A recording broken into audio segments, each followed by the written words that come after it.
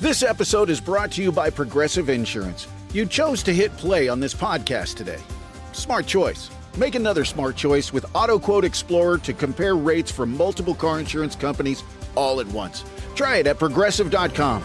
Progressive Casualty Insurance Company and Affiliates. Not available in all states or situations. Prices vary based on how you buy.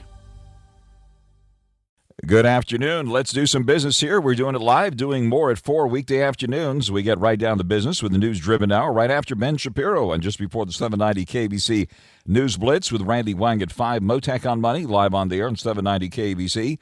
Streaming live online worldwide at KBC.com. And your on-demand Mottek On Money podcast, KBC.com, Apple, iTunes, YouTube, Spotify, all of your favorite podcast platforms.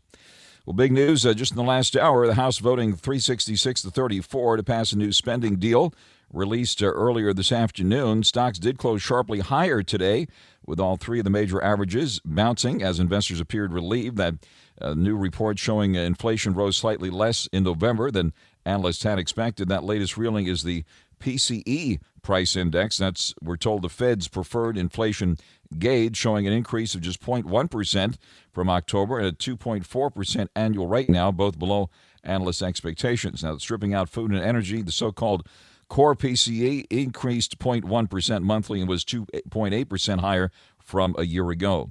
The Dow coming in for a closing gain of nearly 500 points, selling at 42,840, which was a wild week this week with big gains both up and down.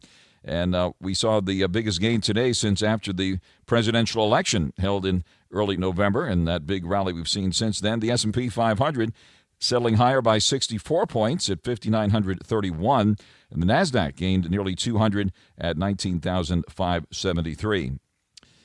Taking a look at bond yields, Treasury yields finishing with a second consecutive week of gains. The yield on the 10-year note now 4.52%. Trump Media and Technology Group stock pulling back today after President-elect Trump transferred his entire $4 billion stake in the company into a revocable trust, according to various filings out today. Natural gas futures settling higher today, the highest seen in nearly 2 years, with prices of more than 14% for the week. The price of oil settled little change today, but actually racked up losses for the week after feeling pressure from a surging dollar and continued concerns about the demand outlook worldwide, especially from China. Looks like oil in New York settled a bit higher today, up 8 cents to 69.46 a barrel, but down nearly 2% for the week. And Brent crude in London fell 6 cents to 72.94 a barrel, a drop of 2.1% for the week. Some analysts are predicting oil will be going sharply lower in 2025, with the economies of Europe and China still under pressure, and a pro-domestic oil production president about to retake office. We'll talk oil, gas, and the whole works coming up live later this hour with John KILDUFF, oil analyst at, again, Capital, also CNBC contributor. Meanwhile, the Biden administration's EPA approving a gas car sales ban by 2035, defying the will of millions of people. Also, another big story in the car business this week, Honda and Nissan talking about working more closely together, not calling it a merger deal, but some sort of strategic partnership. I'll discuss the latest on that with Lauren Fix, editor-in-chief of Car Coach and the co-host of the Total Car Score podcast. But first, on your money, the markets, the economy, Bitcoin and crypto too. We didn't forget about that. The whole works now. Joining us live, the one and only John NAJARIAN. Dr. J, as he's known, on the major financial networks, co-founder of Market Rebellion, co-author of his latest book with his brother Pete NAJARIAN. It's not an option. Learning how to trade options is no longer an option. It is a necessity. John NAJARIAN, thanks very much for coming to the line to wrap up an epic week here. How you doing? Well, it is a heck of a week. You're exactly right, Frank. It's a week with a lot of back and forth and certainly a lot of jawboning out of members of Congress, Mr. Musk, as well as President Trump, President-elect Trump, I should say, I guess. And it's going to be a pretty interesting time given the world that we're in right now. Absolutely. You got the laser eyes on, too. We saw Bitcoin above 108,000 up until recently. Right now it's hovering around 97,000, higher at this moment. Ethereum back to 3,470, and Doge is taking a hit at 32 cents. What happened with the cryptos this week? Well, we had the rate cut that we expected, but then the idea that the Fed chair said we're going to see a much slower path going forward I'm more or less paraphrasing what he said, of course, but the slower path was certainly something that was a risk on in many ways for some of those assets. Like you say, Bitcoin hit 108, but then today it traded all the way down to 91,000 and just change. And the reason for that was the market staged this furious comeback. If indeed that we were going to have a stalemate and Republicans and Democrats locked in that stalemate about the continuing resolution, we were going to see risk assets like stocks go down. We saw that in spades on Wednesday, down 1,000. And then we saw them clawing their way back because of the negotiations that occurred. And then finally a much skinnier bill passed. It might not be what either side totally wanted, but certainly it had a lot of that pork cut out of this bill. They nicknamed it, of course, Porkulus. And the fact that they were able to knock down so much of the pork, including that 40% pay raise to members of Congress, they never really think, I guess, that we can read these 1,500 pages, and that's why they slam it at members of Congress at the last minute, as they always do. But the net result was that if we indeed are going to have that continuing resolution rather than a government shutdown, that's not good for Bitcoin in the very short term, and it's not good for the other cryptos as well. Maybe they should have Santa Claus read that whole bill while everybody's gathered around there. That's one idea. It looks like the drama continues here now. As I understand it, the Senate, the House passed it, now it goes on to the Senate, and looks like there's a question here now whether the Senate could pass the bill before midnight Eastern time when funding technically lapses. What are you hearing from your sources there back east on whether this is going to get done here? Well, the best sources that I paid attention to were saying that they do have the votes to get this over the finish line, both Republican and Democrat side. And just as you say, the House, that's the purse. The House has to pass it first. They did that. And now the Senate gets their crack at it. And it certainly seems like they want to get the heck out of Washington. Who wouldn't? And then they also would rather avert a government shutdown and have that as the last thing that people remember about Joe Biden and his administration. So I think the president, the sitting president, would very much like to get this behind him and have, a decent holiday season rather than just having the Congress have to hang around and try to hammer something out. There was just too much pork in that bill. I mean, everything from that stadium for $3 billion for a new stadium to replace a stadium that's less than 30 years old, the FedEx Field, I think they called it, in Washington, D.C. for their team. Makes no sense for taxpayers to fund something like that. And the fact that the Congress wanted this 40% raise kind of hidden within this bill as well seems like that was something that was a big negative for Congress once people found out about it. And I, like many people, have to thank Elon Musk for pointing that out through his 150 or 160 tweets that he put out about it over the last 48 hours. Right, and Vivek Ramaswamy vowed to read the entire bill, and you're absolutely right. Usually these things pass late on a Friday, and nobody even knows what's in there. But you're absolutely right. This time it is getting a very bright spotlight shined on all of the spending here, which they promised to cut and tackle and eliminate waste and so forth. So in all this, we've seen the cryptos go wild. Gold also took a wild ride this week. We see gold popping back today at around $32 higher to $26.40 and change. What about analog gold here in the face of what's happened this week? Well, I think people, when they're uncertain, several things happen. Number one, they don't usually want to invest. They want to divest. They tend to go more to cash. Some of them go more to hard assets like gold, like platinum, and so forth. And given what's happened in recent years, over into digital gold, which you accurately called. This is, real gold is still something that is somewhere in the neighborhood of 11 or 12 times bigger than all the cryptos put together, including, of course, Bitcoin. So I would pay attention to times when people really think crypto or gold are a good place to hide their money and or a safer asset than stocks. I pay attention to that, but I don't really believe that, at least at this point. I don't think we have enough uncertainty and or enough problems in the world where we need to be loading up a significant portion of your portfolio in gold or in crypto. Having some of it in there, I think, is a smart idea.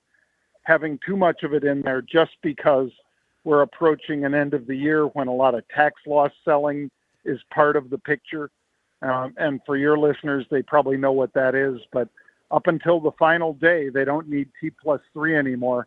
But up until the final day of the year, investors can recognize losses in stocks or assets that they purchased during the year and are now selling at the end of the year. In the case of stocks, they have to wait 30 days or they are accused of a wash sale rule, which means that they can't buy back into it for 30 days. In other words, if you had a stock like Supermicro that fell dramatically and then was you wanted to recognize the loss that you took, you can't buy back into it until after that 30 days have passed. So virtually the last 2 weeks of the month every year tend to be stocks that people are focused on for exactly that. Which ones are just being sold because people would like to recognize the loss, match that up against their gains, and take down their taxable income. Happens every year, but sometimes people get sort of surprised by how big this is as a driver of value in the short term. Excellent point. We're on there live with John NAJARIAN, Dr. J's. He's known on the major financial networks. Are you in Bitcoin for the long haul here? Are you doing any trading with Bitcoin given the recent volatility, or are you holding on to it? And what are your thoughts about trading crypto here now? Well, I have heard Michael Saylor talk very eloquently about his Bitcoin strategy, and certainly he has a lot more Bitcoin than any of us. In fact, he has the most of any. I think even BlackRock or Blackstone don't have as many coins as he has. I believe he's close to 400,000 Bitcoins, or a little over 2.25% of all mined Bitcoins are in their coffers. But I like Bitcoin better now than MicroStrategy, even though Michael Saylor's brilliant. The valuation of that firm is something that I question, because if you took the value of the Bitcoin out, his firm isn't worth as much as this otherwise $84 billion market cap would indicate. He doesn't own that much in the way of Bitcoins, not 84 billion worth, and thus I think people are using it as a surrogate for owning Bitcoin, and that's fine, but I would caution them that at this level, it might be time to at least lighten up for a while and see if whether or not they could educate themselves on Bitcoin and own it through a hardware wallet, software wallet, or ETF, which I think would be a better intermediate term move rather than chasing MicroStrategy at these prices. All right, and you did a great job with your book, which makes a great holiday gift, by the way. It's not an option. Thank you. The book with your brother, Pete, Learning How to Trade Options, is no longer an option. It is a necessity. Maybe they should change the name of options to necessities, or maybe you can come up with that, John. But tell us about the book and tell us what we need to know about options in this environment. Well, as always, thank you for that, sir. Yeah, the book, you can claim it for free, folks, if you go to itsnotanoption.com. Yes, they will charge you $8, I believe, to ship it out to you, but I don't get a penny of that. The book is free, but I don't run the post office. So if you'd like the book, it's 248 pages. I think very good content about how you can educate yourself on options and protect yourself and or leverage up your portfolio. By all means, go to itsnotanoption.com. I think it's a fabulous read. It's our fourth book, and I think it'll really help you educate yourself on financial matters of all types. Fantastic, John NAJARIAN. And last but not least, the big question here, any specific places now where you are putting money and or taking it off the table? Well, I mentioned one of them just a little bit ago here with you, Super Microcomputer. So these guys are all about the racks and everything that goes into data centers. Absent the NVIDIA chips, these guys make virtually everything else that goes into a data center. They had a problem with their accounting. They were accused of being overly aggressive with their accounting, not exactly fraud, but they were accused of perhaps being a little too aggressive with how they recognized income and so forth. And the stock took a fall that you would expect it to take. It fell from 80 some odd dollars a share all the way down to 17. It bounced back pretty strong in the last month, and now it has sold off, I believe, because of that end of the year marking, like I say, to recognize tax loss selling as something that pushes stocks that have fallen to perhaps even new lows. So that's one that I've been buying over the past 2 days.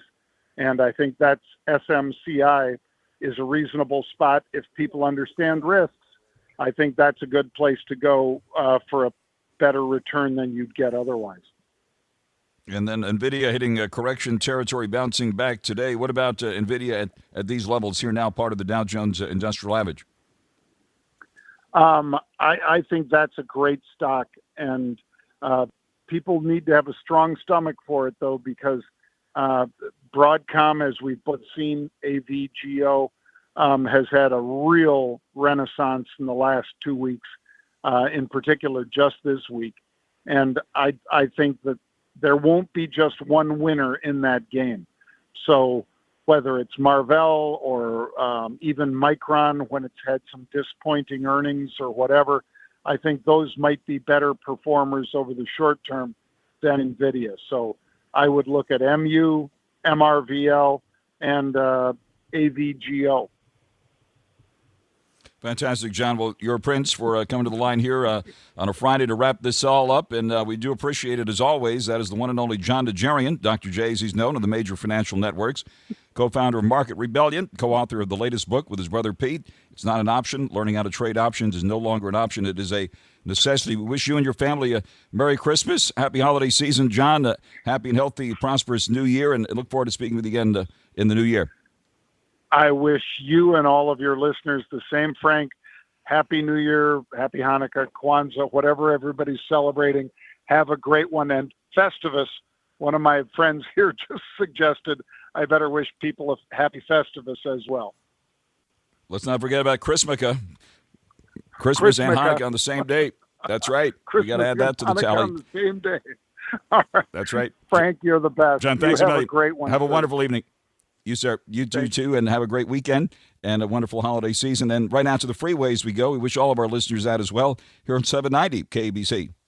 Stocks ending the week on an up note, up nearly 500 points today to 42,840. We see the S&P 500 up 64 at 5,931, and the NASDAQ up 200 at 19,573. The Grinch showed up early on Wall Street this week. We saw that 1,100-point plunge for the Dow Jones Industrial Average, so at least some of the losses were recovered. The yield in the 10-year note popped this week at 4.52%. Curiously, just at a time when the Federal Reserve lowered short-term interest rates, the yield in the 10-year note impacts longer-term borrowing costs, including the 30-year fixed-rate mortgage.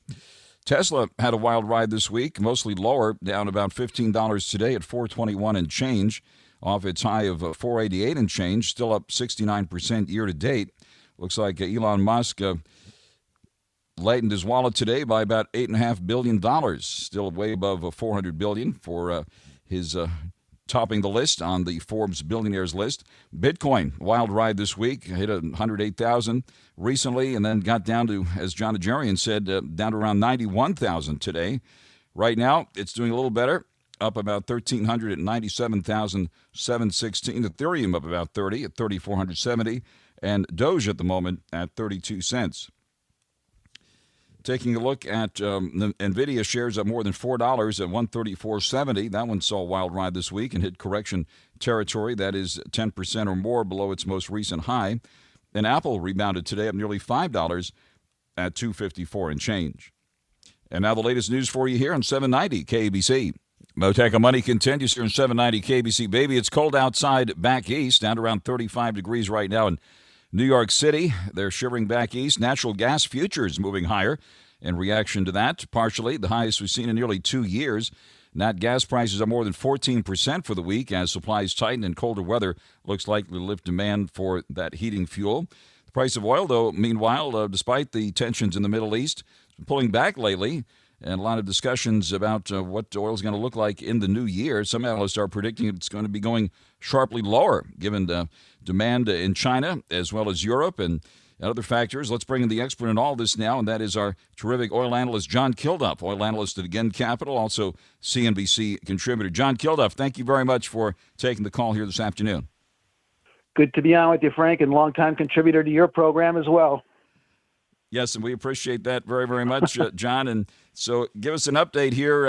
We haven't talked since the upheaval in Syria and other things happening, the ongoing war between Israel and Hamas, of course, still very serious things happening, which you would think would impact the price of oil, but we're seeing oil move lower. Give us an update on what's happening.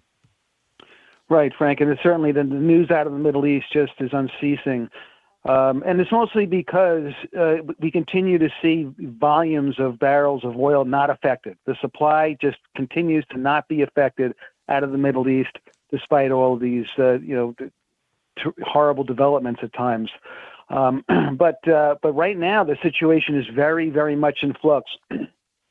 As you've been hearing, we had the U.S. Personnel on the ground for the first time trying to make some contact and have communications with the new government in Syria, for lack of a better word, the rebels that took over.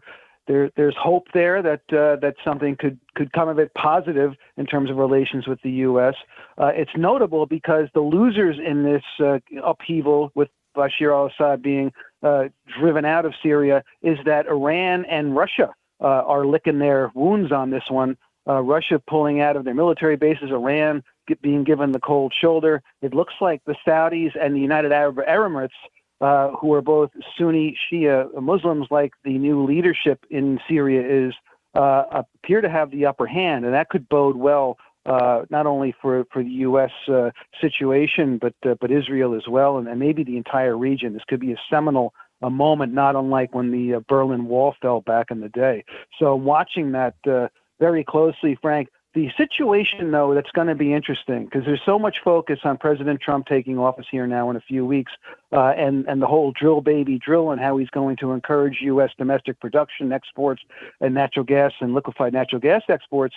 Will he clamp down on Iran and Russia, for that matter, with their ghost fleets and all they've been doing over the past several years to keep their own oil flowing to the global market? We're talking millions of barrels really a day from both of those countries. And it's the wild card in the analysis that you referenced earlier. On the straight up sort of numbers, Frank, if everything stays the same supply-wise, particularly as it relates to Iran and Russia, then yes, you can make the argument for lower prices. But I'm certainly concerned about the impact on the market if we lose Iranian barrels, if President Trump slaps back on his maximum pressure strategy.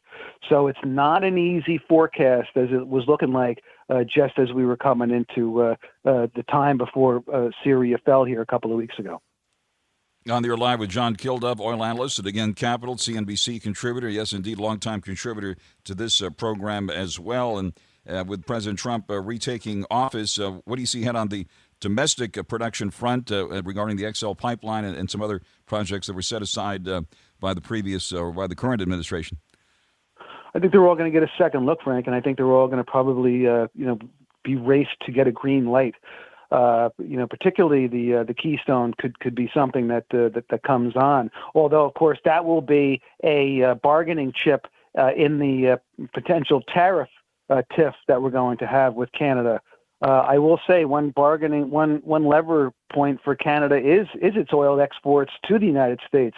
I know we talk about how much we're a net exporter and the like, and we are, and we export upwards of 4 million barrels a day now to the global market. But we continue to import about 2/3 of our crude oil from Canada, several million barrels a day, because that Canadian oil is the type of oil that our Gulf Coast refineries are built for. As I reminded you, and you and I talk about a lot over the years, the crude oil from the fracking wells in the Permian, that oil is very light and sweet, and it's not necessarily made for our domestic refiners, although thankfully there's a big market for it out in the rest of the world, including China.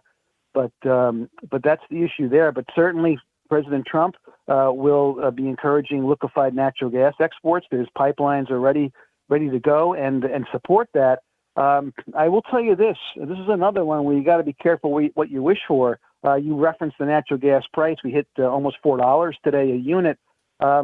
Those exports of natural gas, they're favoring and helping the U.S. Natural gas industry, but consumers could be on the short end of that stick here in the United States because it has the potential to drive prices higher. It was probably the only reason that I was given some cover to the Biden administration for hitting the pause button on new LNG export facilities potentially because of the impact on price for U.S. consumers. We'll have to see where that goes. That may be one we got to be careful what we're wishing for as consumers. We'll keep an eye on that one. And as far as what's happening at the gas pump, it sounds like there's more jingle this season, holiday season at Southern California gas pumps. I just looked it up, and it looks like gas prices about 40 cents a gallon lower than they were a year ago at this time. $4.36 the average price for regular, $4.74 the average price for premium, and $4.85 is the average price now for diesel in the L.A. Long Beach area. Where do you see oil and gas prices go from here? They're going to continue to grind lower, Frank. There's an added pressure now on prices. If your listeners are looking to travel abroad, this is the time to do it. The U.S. dollar has strengthened mightily over the past several weeks here, and because crude oil is priced in dollars, as the U.S. dollar strengthens, it pushes the price of commodities, dollar-denominated commodities like crude oil, lower. And that's what we're seeing. And I don't see that trend stopping anytime soon. Also, too, save for the situation with Iran and Russia and their barrels, the fact of the matter is China just cannot stir up its economy. Demand has been lackluster. And I'll tell you, Frank, there's a mixed picture here in the United States economy increasingly, as was referenced by Chairman Powell here earlier this week. Gasoline demand is always sort of weak this time of year, but it's been particularly weak the past the past month, really, Frank.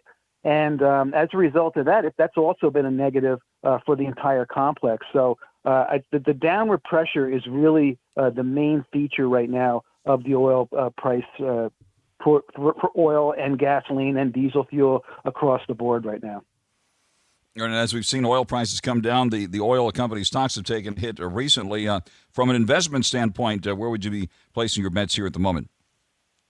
I would still be sticking with the refiners. You can see Warren Buffett just once again added to his Occidental Petroleum position.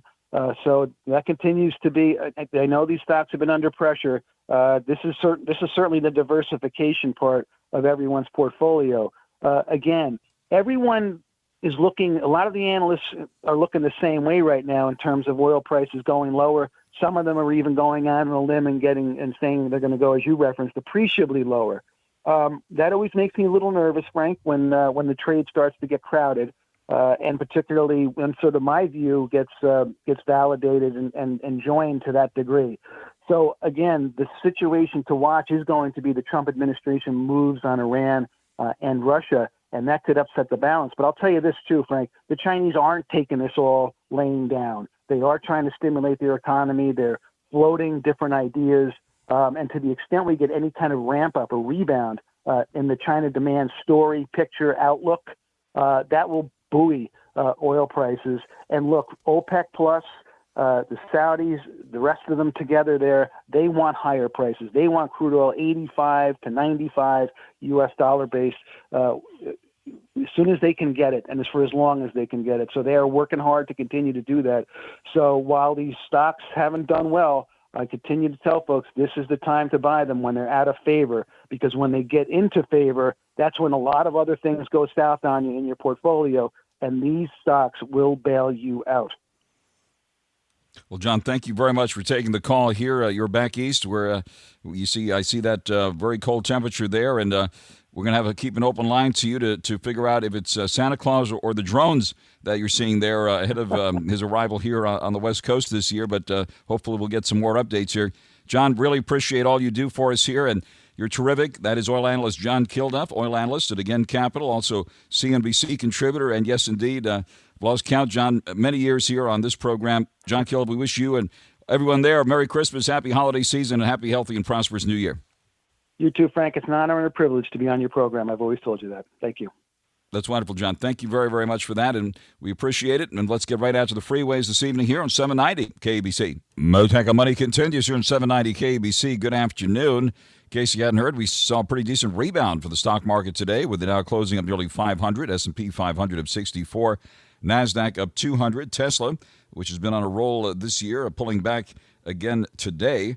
We see Tesla shares down another 15 and change to 421.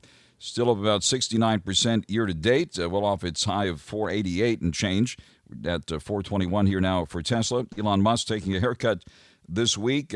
His net wealth pulling back $8.5 billion today, but still well above $400 billion.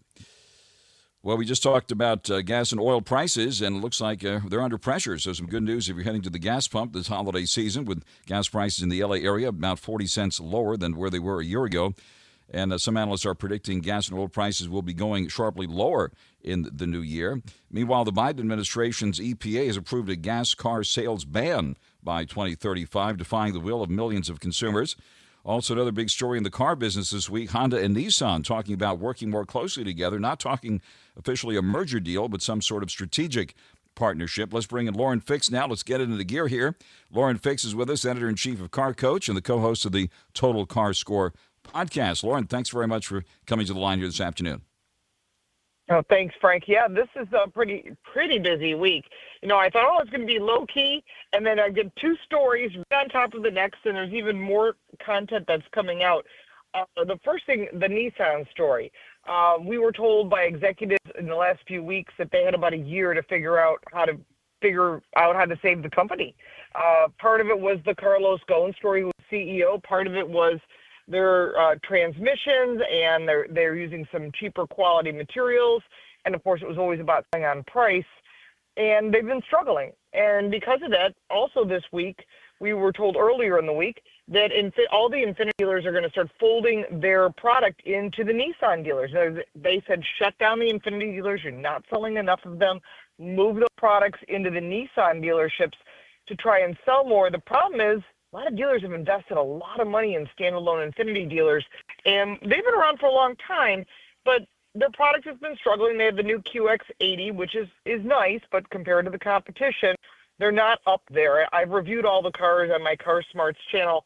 It's I would say like a mid-luxury. If you want luxury, of course, there's a lot of product out there from the Germans and also from the Koreans and the Toyota and everybody else. So we believe that because the Japanese country, the country of Japan, and the culture of not having failure, it's an embarrassment to them.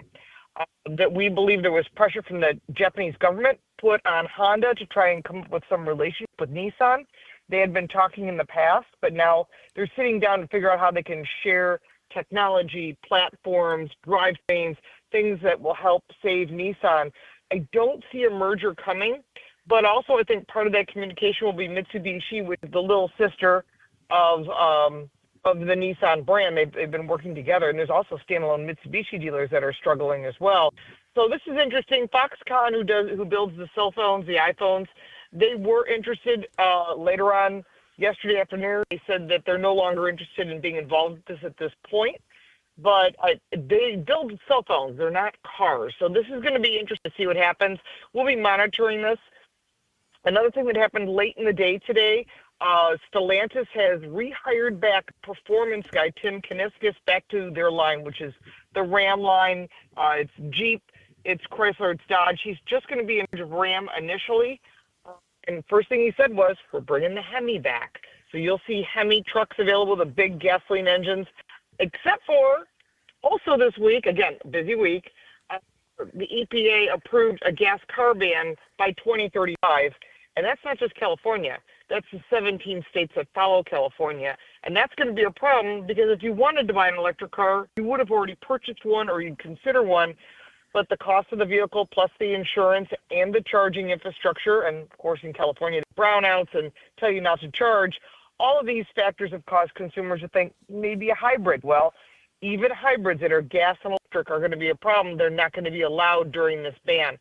My gut tells me that President Biden, once Biden's out and President Trump is in, that we're going to see all of these mandates pulled. I know for a fact the mandate on $7,500 tax credits and forcing people to purchase these cars on a federal level will go away. California may be still pushing back because Gavin Newsom definitely wants to push against Trump because he's got his eyes on the White House. On there live with Lauren Fix, editor-in-chief of Car Coach and co-host of the Total Car Score podcast. Thanks for laying it out as you did there, Lauren. And we did see the Fed lower interest rates this week. How is auto lending looking these days? Looks like there might be a 0.25% break here for those folks looking to do some borrowing. Give us an update on the lending side. On the lending side, if you are seeking a new vehicle, gas, hybrid, electric, plug-in hybrid, what it is that you're looking for, there are deals out there right now. All of the dealers are hurting for sales. Plus, with the lower interest rates, there's lots of incentives.